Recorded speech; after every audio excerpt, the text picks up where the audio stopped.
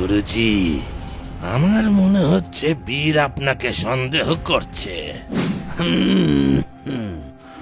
বীর তাহলে কি নড়ে চড়ে বসেছে? বীর, এদিকে কেউ আসছে মনে হচ্ছে। তুমি দাঁড়াও, আমি দেখছি।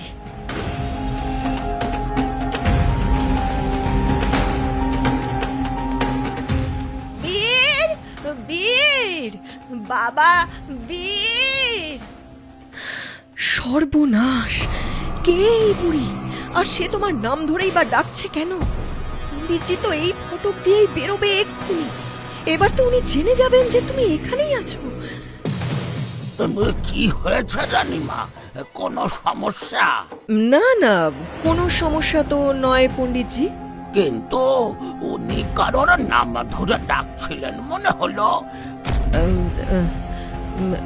না না না, তেমন কিছু নয় তো। ঠিক আছে রানীমা, আমি আমি আসছি, এখন আসছি। হ্যাঁ, আসি। সূর্যের আলো ধীরে ধীরে কুয়াশা ভেদ করে গ্রামকে জাগিয়ে তুলছে। পাখির ডাক, দূরে গরুর ঘণ্টার শব্দ, সবকিছুই স্বাভাবিক। কিন্তু বীরের ভেতরে আজ অদ্ভুত তাড়া। গত রাতের কথোপকথন তার মনে গেঁথে আছে। গজেন্দ্র মোহনের সেই রহস্যময় বই। সত্য জানতে হলে আজই শুরু করতে হবে খোঁজ। দ্রুত পায়ে রাজপ্রাসাদের দিকে এগোতে গিয়েই সে দেখে আব্দুলের মা মানে বুড়ি আম্মা এই দিকেই হেঁটে আসছেন। বাবা বীর, তা কোথায় চললে এত সকালে? ও বুড়ি আম্মা, আপনি কেমন আছেন? আপনি? আমি ভালো আছি বাবা, আমি ভালো আছি। তা বলি, এত সকাল সকাল হাতে কুঠার তো নেই, চললে কোথায়?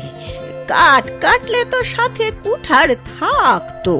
হ্যাঁ বুড়ি আম্মা, আপনি ঠিকই ভেবেছেন। আমি কাঠ কাটতে যাইনি, আজ একটু রাজপ্রাসাদে যাচ্ছি, খুব জরুরি কাজ আছে।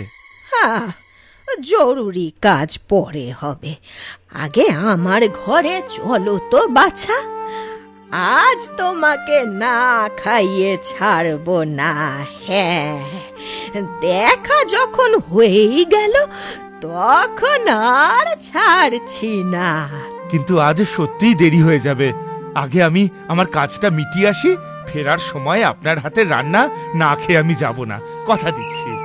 বেশ, ঠিক আছে, তবে আজকের দিনটা আমার আমার ঠিক ভালো ঠেকছে না বাবা।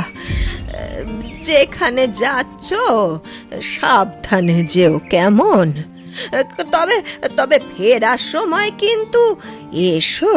হ্যাঁ, আমি অপেক্ষা করে থাকবো তোমার জন্য বাবা।